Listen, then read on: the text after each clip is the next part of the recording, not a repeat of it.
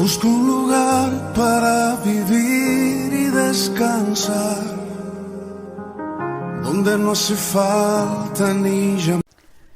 El mensaje de hoy se titula Tiempo aceptable. Hermanos, el ser humano es propenso a cambiar muy fácilmente de manera de pensar y de sentimientos. Hoy pensamos o sentimos algo y mañana todo lo contrario. Pablo, en su segunda carta a los Corintios, capítulo 6, versículo 2, nos dice lo siguiente, porque dice, aquí Pablo se refiere a la escritura en Isaías 49:8, en tiempo aceptable te he oído, y en día de salvación te he socorrido. He aquí ahora el tiempo aceptable, he aquí ahora el día de salvación. En el momento preciso Dios nos oye, y en el día de salvación nos ayuda a conseguirla por medio de Cristo. El Señor nos dice, el momento preciso es ahora, ayer ya pasó, mañana está por llegar, y podría ser tarde, hoy por tanto es el día de salvación. Analicemos lo que le ocurrió al propio Jesús cuando entró en Jerusalén. La historia la vemos en Lucas capítulo 19. Leemos a partir del verso 36. Dice así, y a su paso tendían sus mantos por el camino. Cuando llegaban cerca de la bajada del monte de los Olivos, toda la multitud de los discípulos, gozándose, comenzó a alabar a Dios a grandes voces por todas las maravillas que habían visto, diciendo, bendito el Rey, que viene en el nombre del Señor, paz en el cielo y gloria en las alturas. A medida que Jesús avanzaba, la multitud le tendía sus prendas, sus mantos sobre el camino delante de él, y todos los que le seguían empezaban a gritar y a cantar mientras alababan a Dios por todos los milagros maravillosos que habían visto hacer a Jesús. En cambio Jesús vemos que no se sentía feliz porque conocía el fondo de la cuestión. Conocía perfectamente que cuando se dieran cuenta de que Jesús no era el libertador de la opresión romana que ellos esperaban, cambiarían su actitud.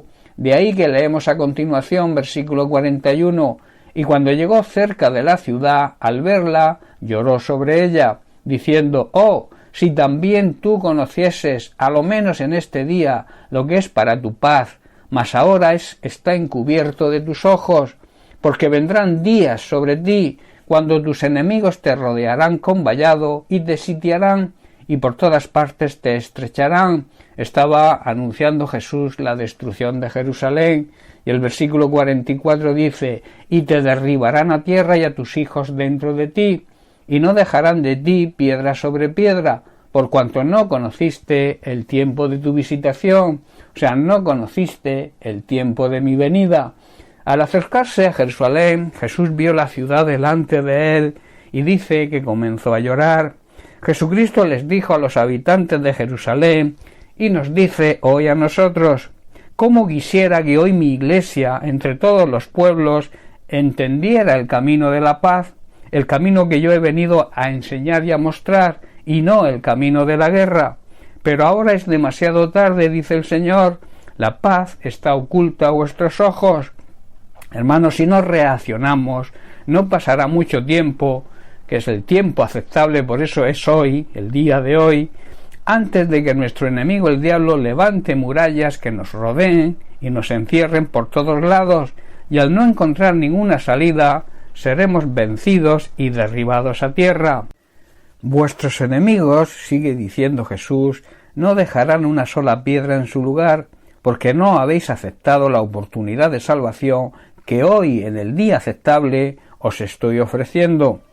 Cuando Jesús entró triunfante en Jerusalén montado sobre un burrito joven, un pollino, debería haber sido para él un momento de gozo. Aparentemente su pueblo lo estaba aceptando como su rey. En cambio, lo que demuestra su llanto es que tenía motivos de angustia y de tristeza. ¿Por qué Jesús entró llorando en Jerusalén? ¿Por qué sintió tristeza en su espíritu? Jesús lloró por varios motivos. En primer lugar, porque en su interior conocía de la gran indiferencia espiritual incluso de su propio pueblo hacia él. El Señor conocía los corazones y sabía que aquellos que le decían bendito el Rey que viene en el nombre del Señor, más adelante le gritarían ante Pilatos varias veces crucifícale. Hoy ocurre lo mismo. muchos de los que reciben las enseñanzas del Evangelio con gozo, que aclaman hoy a Dios, después lo niegan, lo desprecian con su indiferencia, con su conducta, con su falta de santidad y su vida de pecado. En segundo lugar, Jesús lloró porque muchos le seguían y les siguen hoy, por lo que el Señor podía o pueda darles, o sea, sanidad, provisión, bienes materiales, pero en cuanto las circunstancias cambian y vienen los problemas, acaban por abandonarlo, porque les falta fe, confianza y también porque no son fieles al Señor. Su seguimiento es provocado por interés personal. En tercer lugar, Jesús lloró, y Jesús llora porque había dureza y hay dureza de corazón, como también llora hoy por la dureza de corazón de toda la humanidad. No le aceptan ni le reconocen como el único mediador para recibir la salvación. En aquel tiempo eran personas que veían claramente la obra de Jesús, la obra de Dios por medio de Cristo, pero como hoy ocurre, también no lo querían aceptar ni lo quieren tampoco aceptar hoy. Y en cuarto lugar, Jesús lloró por la incredulidad. Mucha gente seguía a Jesús, aparentaban tener fe, pero eran incrédulos, a tal punto que en algunas ciudades no pudo hacer milagros.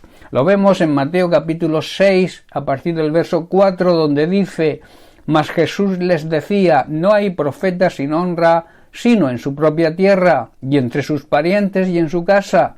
Y no pudo hacer allí ningún milagro, salvo que sanó a unos pocos enfermos, poniendo sobre ellos las manos, y estaba tan asombrado de la incredulidad de ellos, y recorría las aldeas de alrededor, enseñando. Hermanos, el propio Jesús estaba asombrado de la incredulidad de ellos, y hoy también se asombra al ver la incredulidad de gran parte de su pueblo, de gran parte de su propia iglesia. Jesús lloró y llora también hoy, porque sabe de las consecuencias que acarrean todas estas actitudes del rechazo del ser humano hacia Él. Siempre que se rechaza a Cristo, siempre que no se acepta y se rechaza su palabra, se sufren las consecuencias. Debemos, por tanto, arrepentirnos de todas estas actitudes y aceptar a Cristo, porque esto trae la salvación, trae perdón de pecados y trae vida eterna. Por el contrario, si lo rechazamos, recibimos condenación, recibimos muerte eterna. Hermanos, que nuestra idea, que nuestra manera de pensar sobre Cristo no cambie, que lo veamos como nuestro Señor y Salvador y que también sepamos que Él está siempre con nosotros. La Biblia enseña que estamos en tiempo aceptable para recibir la gracia de Dios, para recibir la salvación y para que Él nos oiga y seamos socorridos por Él. Bien, pues hasta aquí el mensaje de hoy. Que Dios te bendiga. Un abrazo.